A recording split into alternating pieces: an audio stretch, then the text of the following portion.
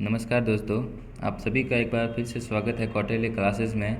दोस्तों, आज मैं आप सभी के सामने कुछ महत्वपूर्ण प्रश्न लेके आया हूँ। इस वीडियो में हम उन्हीं के ऊपर चर्चा करेंगे और ये सभी प्रश्न आपके आगे आने वाले प्रतियोगी परीक्षा में काफ़ी कारगर साबित होंगे। तो दोस्तों, बिना किसी देरी के शुरू करते हैं। तो आपके सामने पहला प्रश्न है, भारत के किस समाचार पत्र को यूनेस्को किंग सेजोंग पुरस्कार 2009 मिला? तो इसमें आपका जो सही जवाब हो जाएगा वो होगा ऑप्शन ए, खबर लहरिया। काफ़ी अच्छा प्रश्न है, 2009 का है, लेकिन काफ़ी बार पूछा जा चुका है ये प्रश्न और काफ़ी इम्पोर्टेंट है प्रतियोगी परीक्षा की दृष्टि से। ठीक है दोस्तों, आगे बढ़ते हैं। अगला प्रश्न है, प्रधानमंत्री नरेंद्र मोदी ने नागरिकों की समस्याओं के निवारण के लिए एक बहुउद्देशीय ई गवर्नेंस प्लेटफॉर्म शुरू किया है। इस प्लेटफॉर्म को क्या नाम दिया गया है? दोस्तों, इसमें आपका सही जवाब हो जाएगा वो होगा ऑप्शन सी, प्रगति। क्या हो जाएगा दोस्तों? प्रगति। ये भी काफ़ी इंपॉर्टेंट प्रश्न है। आगे प्रश्न की तरफ बढ़ते हैं। अप्रैल 2015 में किस भारतीय बैंक ने एशियन बैंकर अचीवमेंट पुरस्कार 2015 जीता है? दोस्तों, ये भी काफ़ी अच्छा प्रश्न है। एशियन बैंकर अचीवमेंट पुरस्कार 2015 काफ़ी बार पूछा जा चुका है और इस प्रश्न के एग्जाम आने की संभावना भी बहुत रहती है। तो इसमें जो आपका आंसर है वो है भारतीय महिला बैंक, ऑप्शन बी। आगे बढ़ते हैं। अगला प्रश्न है, हाल में दिवंगत हुए मल्ली मस्तान बाबू का संबंध निम्न में से किस क्षेत्र से था? तो मल्ली मस्तान बाबू का जो संबंध था वो था पर्वतारोहण से। किससे था दोस्तों? पर्वतारोहण से। आगे प्रश्न की तरफ बढ़ते हैं। अगला प्रश्न दे रखा है, भारत के निम्न में से किस राज्य में देश का पहला टायर पार्क स्थापित किया जाएगा? क्या दोस्तों? Tyre park. ये भी काफ़ी महत्वपूर्ण प्रश्न है, इसको एक बार रट लेना आप। तो वह भी महत्वपूर्ण प्रश्न है। इसका आंसर है पश्चिम बंगाल। देश का पहला टायर पार्क इसी राज्य में स्थापित किया जाएगा। अगले प्रश्न की तरफ बढ़ते हैं। अगला प्रश्न दे रखा है, मोबाइल फ़ोन पर पहला डिजिटल बैंक का शुभारंभ किस बैंक ने किया था? तो दोस्तों, ये भी काफ़ी इंपॉर्टेंट प्रश्न है। बहुत लोगों को मालूम नहीं होगा कि भारत का पहला डिजिटल बैंक सबसे पहले किस बैंक ने अपना ऑनलाइन प्लेटफॉर्म शुरू किया था? तो वो था ICICI बैंक। किसने दोस्तों? ICICI bank. आगे प्रश्न की तरफ बढ़ते हैं। अगला प्रश्न है, 2000 गाजा संघर्ष UNHRC के स्वतंत्र आयोग की जांच के लिए नए प्रमुख के रूप में किसे नियुक्त किया गया है? दोस्तों, इसका आंसर हो जाएगा option D, Mary McGowan Davis. ठीक है दोस्तों। अगला प्रश्न है, global e commerce company eBay के साथ किस राज्य के हथकरघा निगम ने एक समझौता ज्ञापन पर हस्ताक्षर की है? तो दोस्तों, इसका आंसर आपका हो जाएगा गुजरात, ऑप्शन बी।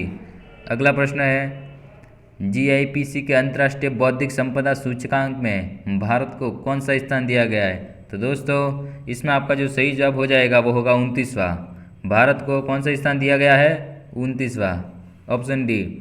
अगला प्रश्न है, 2014 ज्ञानपीठ पुरस्कार के विजेता बालचंद्र नेमने किस भाषा के लेखक है?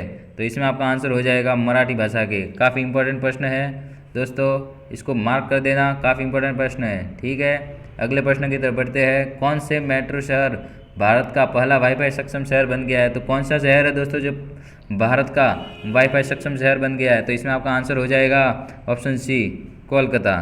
क्या हो जाएगा दोस्तों? कोलकाता। अगला प्रश्न है, भारत और अमेरिका के बीच पेस कार्यक्रम किस क्षेत्र की अर्थव्यवस्था के लिए शुरू किया गया है? कौन सा कार्यक्रम दोस्तों? पेस। तो इसमें आपका सही जवाब क्या हो जाएगा? स्वच्छ ऊर्जा, ऑप्शन ए। ये भी काफ़ी इंपॉर्टेंट प्रश्न है करंट का। ठीक है, आगे बढ़ते हैं। एशिया के लिए धुरी, pivot of Asia, pivot to Asia विदेश नीति किस देश की एक रणनीति है? तो इसमें आपका आंसर हो जाएगा अमेरिका, ऑप्शन ए। क्या हो जाएगा? अमेरिका दोस्तों।